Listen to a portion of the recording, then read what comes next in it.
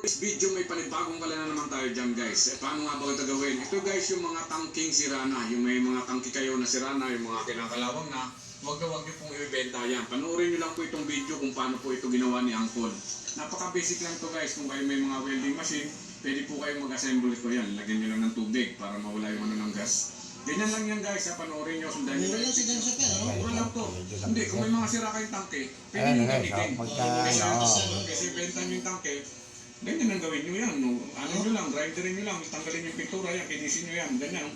Sundan nyo lang yung video guys. Kung gusto nyo save nyo itong video yan, mayroon ka ng tubo yan, bubutasan niya ang kulyan dyan. Ayan yung dadaanan ng apoy para sa taas na sinain. Panoorin nyo guys, napakaganda nito guys. Saka meron tong iyawan guys ha. Meron tong iyawan sa gilid, napakaganda nito. Habang nagsasain no? Oo, may iyawan to. May ano yan, may pinto parang oven yan, napakaganda. Yan o, ganyan, gagrinderin lang, lalagyan ng pintuan kasi yan dyan, kaya ginagrinder ni Kuya yan.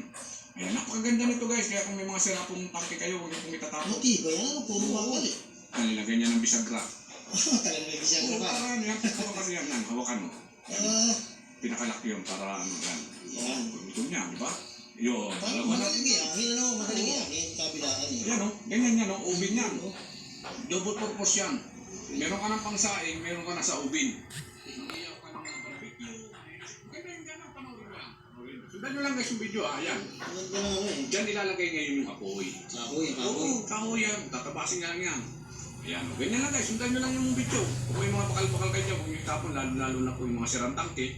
Napakikinabangan nyo yan guys. Kasi pag Lalo sa mga konting probinsya, no? Oo, yan. Dami kahoy. Kayong mga panggatong dyan eh. Hindi kasi pag tag-init, pwede yan. O yan, no, linagay na yung bakal.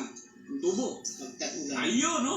Ayos yan. Ganyan lang yan guys. Pag tag-ulan, mag-gasol ka. Ngayon, pag mainit na Bubutasan niya yan dyan. Ayan yung pinakaano ng apoy. doon na Oo. Kaya kung may mga scrap po dyan, huwag niyo itatapon guys, sayang. Pwede niyo pong gawin ganito. May matututunan kayo, save nyo lang tong video na to guys. Ang galing mo, ayan o. Ayan guys, so ginagawa na guys. So, ayan. Ayan, yan dyan guys. Nakita mo yun, no? Yan, nakita nyo guys. Ayan guys, ginagawa niya na, no? Daanan naman yan. Ayan. Ayan, yung daanan ng ano yun, no? Kuya, kininis na kuya. Ayan na, pininturahan na. Ang ganda na. Parang maganda. Ayan o, yun o, parang ibon na may pakpak. Oo, di ba? High-tech ng kalan ni kuya. May iyawan yan. Ayan yung iyawan. Sasabit mo yan dyan yung iyawan mo. Panoorin ko paano siya mag-iyaw ngayon. Oo, may sample yan. Oo. Napakaganda na. Kasi tapon yung mga pangpin nyo guys. Eh, ganito yung paggawa nyo. Basic lang yan. Save nyo itong video.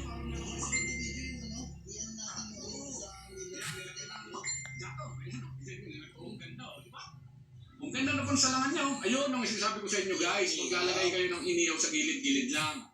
Pagluto na sila. Sabay na, ulang. Ulang na. Tignan nyo lang, napakaganda niya guys. Maganda ng stainless yung duhugan mo na may tawid, ano? Parang oven toasted yan, no? Ayan na, oh, Jesus, Santa Maria, sabi ko naman sa inyo. Ito na! Dahil napakainit yan eh, parang oven yan eh. Kulog na kulog eh.